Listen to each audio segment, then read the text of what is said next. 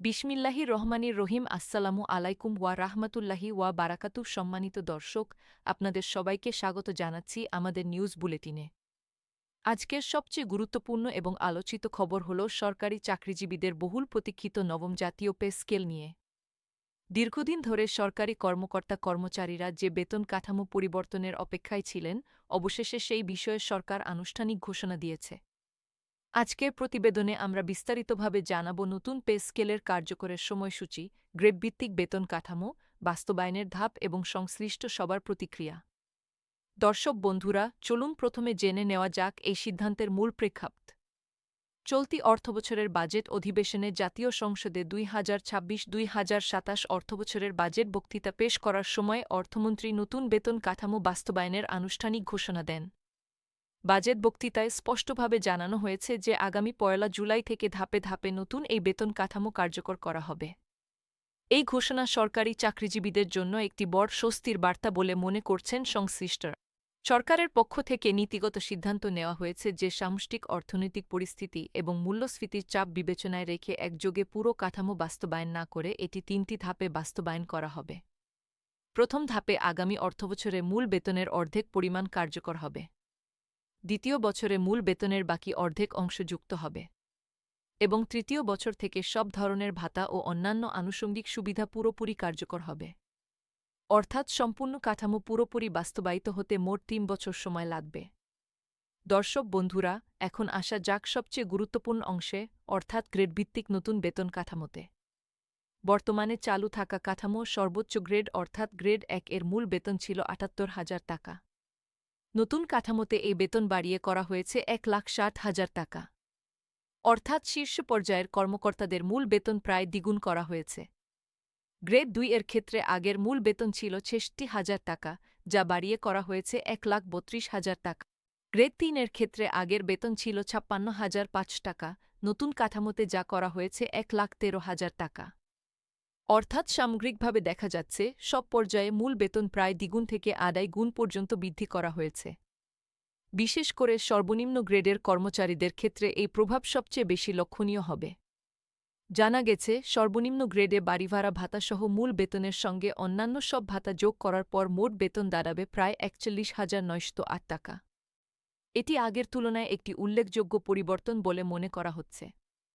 দর্শক বন্ধুরা, এই মুহূর্তে একটু বিরতি নিয়ে চলুন জেনে নেওয়া যাক কতজন মানুষ এই নতুন পে স্কেলের আওতায় উপকৃত হবেন। বর্তমানে সরকারের প্রায় ১৪ লাখ কর্মকর্তা কর্মচারী কর্মরত আছেন। এর পাশাপাশি রয়েছেন প্রায় ৯ লাখ পেনশনভোগী। বর্তমান কাঠামোতে সরকারের বার্ষিক বেতন ভাতা বাবদ ব্যয় হয় প্রায় ১,৩১,০০০ কোটি টাকা। নতুন পে স্কেল পুরোপুরি কার্যকর হলে এই ব্যয়ের পরিমাণ উল্লেখযোগ্যভাবে বৃদ্ধি পাবে বলে অর্থ মন্ত্রণালয় সংশ্লিষ্ট সূত্র থেকে জানা গেছে। দর্শক বন্ধুরা, এবার আসা যাক বাজেট বরাদ্দের বিষয়ে। আসন্ন বাজেটে নতুন পে স্কেল বাস্তবায়নের জন্য বিশেষ বরাদ্দ রাখা হয়েছে। প্রাথমিক হিসাব অনুযায়ী এই খাতে অতিরিক্ত বরাদ্দ রাখা হয়েছে ২২ থেকে ২৫,০০০ কোটি টাকার মতো। তবে এই অর্থ কিভাবে ধাপে ধাপে বিতরণ করা হবে তা নির্ভর করবে সরকারের সামগ্রিক রাজস্ব আয় এবং অর্থনৈতিক পরিস্থিতির উপর। এখন আমরা কথা বলব এই সিদ্ধান্তের প্রতিক্রিয়া নিয়ে। নতুন পে স্কেলের ঘোষণার পর সরকারি কর্মকর্তা কর্মচারীদের মধ্যে মিশ্র প্রতিক্রিয়া দেখা গেছে। একদিকে দীর্ঘ প্রতীক্ষার অবসান হওয়ায় অনেকেই স্বস্তি প্রকাশ করেছেন। অন্যদিকে কিছু কর্মচারী সংগঠন মনে করছে যে নিম্ন গ্রেডের কর্মচারীদের জন্য যে বৃদ্ধি করা হয়েছে তা প্রত্যাশার তুলনায় যথেষ্ট নয়। বিশেষ করে ১১ থেকে ২০ নম্বর গ্রেডের কর্মচারীদের মধ্যে কিছুটা অসন্তোষ লক্ষ্য করা গেছে। তাদের অভিযোগ, কয়েকটি গ্রেডের মধ্যে বেতনের ব্যবধান খুবই সামান্য, মাত্র ৩০ থেকে ৭০ টাকার মতো। এই বিষয়ে সংশ্লিষ্ট কর্তৃপক্ষের পক্ষ থেকে বলা হয়েছে, পুরো কাঠামো চূড়ান্ত করার আগে বিভিন্ন গ্রেডের মধ্যে সমন্বয় আনার বিষয়টি বিবেচনায় রাখা হচ্ছে। দর্শক বন্ধুরা, নতুন পে স্কেল ঘোষণার আগে সরকারি কর্মচারী কল্যাণ সমিতির পক্ষ থেকে বিভিন্ন সময় কর্মসূচি পালন করা হয়েছিল। তাদের মূল দাবি ছিল অবিলম্বে নতুন পে স্কেল ঘোষণা ও বাস্তবায়ন করা, অন্তর্বর্তীকালীন সময়ের জন্য নির্দিষ্ট হারে মহার্ঘ ভাতা প্রদান করা এবং আসন্ন বাজেটে পে স্কেলের জন্য পর্যাপ্ত অর্থ বরাদ্দ রাখা। সংগঠনগুলোর দাবির প্রেক্ষিতে সরকার বাজেট বক্তৃতায় এই বিষয়ে সুনির্দিষ্ট ঘোষণা দিয়েছে বলে সংশ্লিষ্টরা মনে করছেন। এবার চলুন জেনে নেওয়া যাক বাস্তবায়ন প্রক্রিয়ার আরেকটু বিস্তারিত দিক নিয়ে। সংশ্লিষ্ট মন্ত্রণালয় সূত্রে জানা গেছে, নতুন পে স্কেলের গেজেট প্রজ্ঞাপন প্রস্তুতের কাজ প্রায় চূড়ান্ত পর্যায়ে রয়েছে। প্রশাসনিক ও আর্থিক প্রক্রিয়া সম্পন্ন হওয়ার পরপরই আনুষ্ঠানিকভাবে গেজেট জারি করা হবে। গেজেট জারি হওয়ার পর প্রতিটি গ্রেডের বিস্তারিত বেতন তালিকা প্রকাশ করা হবে, যাতে প্রত্যেক কর্মকর্তা-কর্মচারী তার নিজস্ব গ্রেড অনুযায়ী নতুন বেতন কত হবে তা স্পষ্টভাবে জানতে পারেন। দর্শক বন্ধুরা, এখানে একটি গুরুত্বপূর্ণ বিষয় উল্লেখ করা প্রয়োজন। নতুন পে স্কেল বাস্তবায়নের ফলে শুধু মূল বেতনই নয়, বরং বাড়িভাড়া ভাতা, চিকিৎসা ভাতা, যাতায়াত ভাতা সহ অন্যান্য সব ধরনের ভাতাও নতুন হারে পুনর্নির্ধারণ করা হবে। তবে আগেই যেমন বলা হয়েছে, এই সব ভাতা সম্পূর্ণভাবে কার্যকর হবে বাস্তবায়নের তৃতীয় ধাপে, অর্থাৎ তৃতীয় বছর থেকে। প্রথম ও দ্বিতীয় বছরে মূলত বেসিক বেতন বৃদ্ধির উপর জোর দেওয়া হচ্ছে। চলুন এবার একটু কথা বলি বকেয়া পাওনা সংক্রান্ত বিষয় নিয়ে। অনেক কর্মচারী জানতে আগ্রহী যে নতুন পে স্কেল কার্যকর হওয়ার পর তারা বকেয়া হিসেবে কোনো অর্থ পাবেন কিনা। এই বিষয়ে সরকারি নিয়ম অনুযায়ী সাধারণত পে স্কেল কার্যকরের তারিখ থেকেই নতুন হারে বেতন প্রযোজ্য হয়। বকেয়া পরিশোধের বিষয়টি সম্পূর্ণভাবে নির্ভর করবে গেজেটে উল্লেখিত সুনির্দিষ্ট শর্তাবলীর উপর। এই বিষয়ে চূড়ান্ত ও নির্ভরযোগ্য তথ্যের জন্য অর্থ মন্ত্রণালয়ের আনুষ্ঠানিক প্রজ্ঞাপন অনুসরণ করার পরামর্শ দিচ্ছেন বিশেষজ্ঞরা। দর্শক বন্ধুরা, নতুন পে স্কেলের প্রভাব শুধু বর্তমান কর্মরত কর্মকর্তা-কর্মচারীদের মধ্যেই সীমাবদ্ধ থাকবে না। অবসরে যাওয়া পেনশনভোগীদের পেনশনের অঙ্কেও এর সরাসরি প্রভাব পড়বে। যেহেতু পেনশন নির্ধারিত হয় সংশ্লিষ্ট কর্মচারীর সর্বশেষ প্রাপ্ত মূল বেতনের ভিত্তিতে, তাই নতুন কাঠামো কার্যকর হলে ভবিষ্যতে অবসরে যাওয়া কর্মচারীদের পেনশনের পরিমাণও তুলনামূলকভাবে বৃদ্ধি পাবে। বর্তমান পেনশনভোগীদের ক্ষেত্রে এই সমন্বয় কিভাবে করা হবে তা নিয়েও পৃথক নির্দেশনা আসতে পারে বলে সংশ্লিষ্ট সূত্র জানিয়েছে। দর্শক বন্ধুরা, এই মুহূর্তে চলুন একটু ফিরে তাকাই সামগ্রিক অর্থনৈতিক প্রেক্ষাপটের দিকে। সরকার একদিকে যেমন সরকারি কর্মচারীদের বেতন কাঠামোর সমন্বয়ের প্রয়োজনীয়তা অনুভব করছে, তেমনি অন্যদিকে সামষ্টিক অর্থনীতির স্থিতিশীলতা বজায় রাখার বিষয়টিও মাথায় রাখতে হচ্ছে। উচ্চ মূল্যস্ফীতি এবং সার্বিক অর্থনৈতিক চাপের মধ্যে একযোগে সম্পূর্ণ পে স্কেল বাস্তবায়ন করলে রাজস্ব ব্যয় বড় ধরনের চাপ তৈরি হতে পারত। এই কারণেই সরকার ধাপে ধাপে বাস্তবায়নের সিদ্ধান্ত নিয়েছে বলে অর্থনৈতিক বিশ্লেষকরা মনে করছেন। দর্শক বন্ধুরা, এখন প্রশ্ন উঠতে পারে, নতুন এই বেতন কাঠামোর ফলে সাধারণ মানুষের জীবনযাত্রার উপর কী প্রভাব পড়বে। বিশ্লেষকদের মতে, সরকারি কর্মচারীদের ক্রয়ক্ষমতা বৃদ্ধি পেলে বাজারে চাহিদা কিছুটা বাড়তে পারে, যা সামগ্রিক অর্থনীতিতে একটি ইতিবাচক প্রভাব ফেলতে পারে। তবে একই সঙ্গে সতর্ক থাকতে হবে যাতে এই বেতন বৃদ্ধি অতিরিক্ত মূল্যস্ফীতির চাপ তৈরি না করে।